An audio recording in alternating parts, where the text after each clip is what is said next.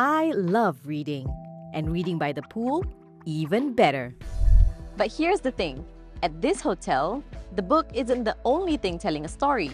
The space itself has a lot to say. In a city of towering buildings and jaw-dropping architecture, skylines aren't the only things changing in Qatar. The next chapters of the country are already being written. Could the future of hospitality be less about where you stay and more about what stays with you? I'm Laila Humaira, and this is Qatar in Motion.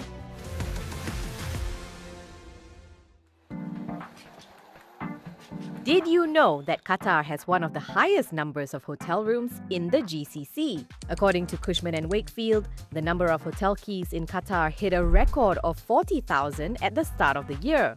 It's a huge milestone, but an underrated trend in the tourism industry is quietly driving a shift. Staycations. This trend has gone through a bit of a renaissance. Staycations aren't just simple getaways anymore. People are seeking meaningful experiences, even if it's just a day or two. Well, the newest additions to the Lusail skyline are these two imposing towers, which look like they have emerged from the shore's edge. The facade itself is a statement, a conversation starter. Behind me is the Rosewood Doha, Qatar's newest luxury hotel. From the inconspicuous wooden box on the shelves to the light fixtures and vintage finds, this hotel's approach to hospitality is hidden in plain sight. Nowadays, luxury, it's about relationship experience, but not in your face. You don't realize, but everything is planned in this beautiful place. And I think we have built that into the Rosewood Doha, right? And how we created that experience that represents Qatar on a modern canvas. As one of the leading hotel brands in the world, it's no surprise that the recent opening has created quite a buzz. So far, the feedback has been exceptionally good. Part of that success, right, is on our first 60 days of opening. 90% of our occupancy is coming from staycations. So, what's making the hotel the most talked about in town? Well, let me show you. Nearly 600 of these lush, modern and stylish suites. Asaya, a members-only wellness club. It has a dining area, a pool, a well-equipped gym, and spa, among other things. And a culinary collection. Asian, Mediterranean, seafood, pastries, you name it. But today, I'm feeling peckish for some Peking duck. Kumadam is one of 8 F&B offerings here at the Rosewood Doha. Inspired by 1920s Shanghai, the restaurant was named after the fashion icon, Madame Wellington Koo. Blending vintage glam and elegant traditions, Kumadam serves decadent specialties like roasted duck, hand-pulled noodles, and tea ceremonies. There's only one tea sommelier in the hotel, and her job goes beyond blending, brewing, and serving specialty teas. She's helping to keep the ancient ritual alive. The art of tea making, it's a traditional ceremony that has been in the Chinese culture for over centuries. It's a way to show respect between the host to the guest. While the preparations may look simple, not all tea blends are the same, and they're all sourced directly from China. So we see the tea ceremony as a way of storytelling rather than just serving a tea on a cup of tea from the pot. So we have a tea sommelier that actually is in charge of this ceremony and on training the team, because we want to make sure that everything has a meaning. The hotel's interior takes you on many different journeys, but the exterior of the structure also has its own lore. The man behind the facade masterpiece is very well known in Qatar. Ibrahim Al Jaida has designed and restored hotels, stadiums, mosques, community spaces, and museums all around the region. But this is his latest project that has been brought to life.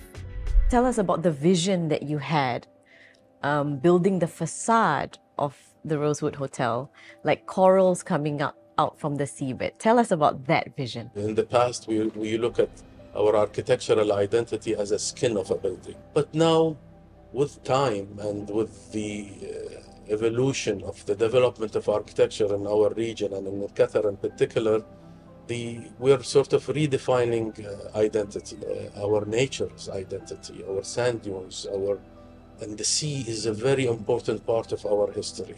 Our ancestors were pearl divers, so the depth of the sea is so important for us. The treasures of the sea are so important. So I wanted to utilize the coral reefs, but put it into a context to where I still can screen the building, reduce the sun glare, yet in a story that really belongs to our environment and to our identity. Can you tell us a little bit more about the sustainability aspect that you looked into to make sure that those features are in the building?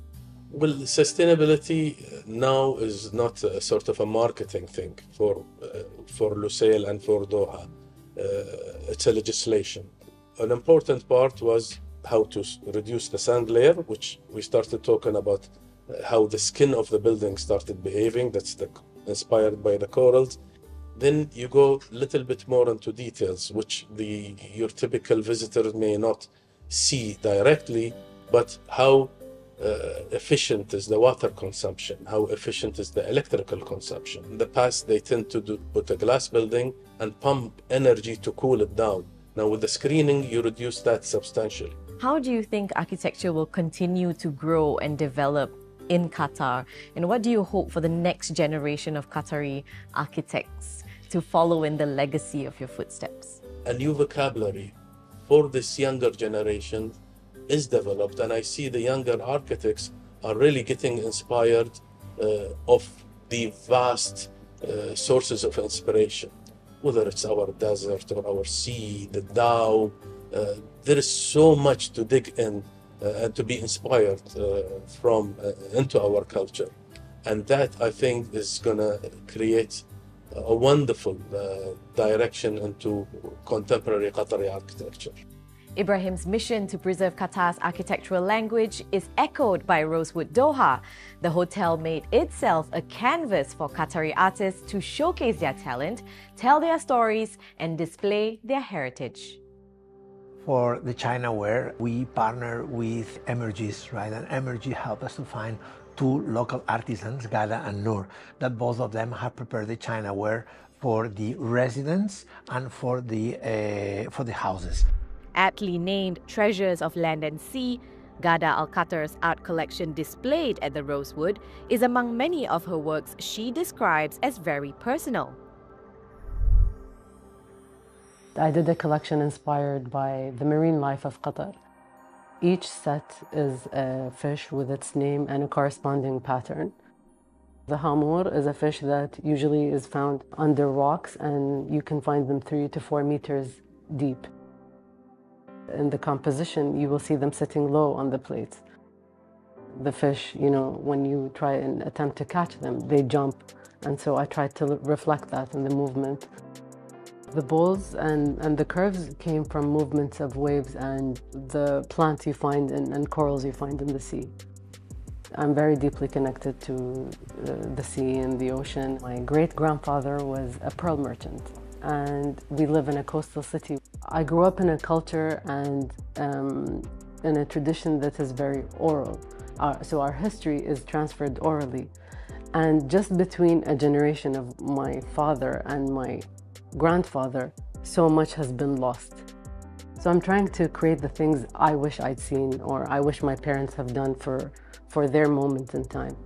Then maybe in 100 years' time, people can see, what Qatar was about in this given moment. I think it's an artist's responsibility sometimes to reflect that. I thought of creating a collection that instigates a conversation between people. The idea is to create its curiosity and beauty merged together. For people to learn something, especially about Qatar, they don't get to see or learn from anywhere else. I would like to continue my work in showcasing my culture, both Arab and Qatari, in documenting and archiving. Architecture and art, two key pillars for building a unique hospitality experience. But how will the industry continue to evolve? And what role does Qatar play on the global stage? Well, I'm putting those questions to Hospitality Qatar, the premium hospitality event gathering industry leaders, stakeholders, and innovators all in one place. Hospitality Qatar marks its 10th edition next month, and I caught up with the organizers ahead of the festivities. Qatar as a state and subsequently Qatar Tourism as an authority, they have a very ambitious plan to turn Qatar into a top touristic destination by 2030 by hosting almost 7 million visitors by then. The exhibition is trying to accompany this growth, this development. We are focusing more and more in the past 2 years and going forward on the skills aspect, on the technology aspect also, to go towards a smarter, greener, more sustainable industry. For the very first time ever, actually, Hospitality Qatar is going to host the Bookies Door competition. Chefs from different institutions in Qatar are going to compete to select a winner who's eventually going to represent Qatar culinary scene in the regional and hopefully in the final later in 2027.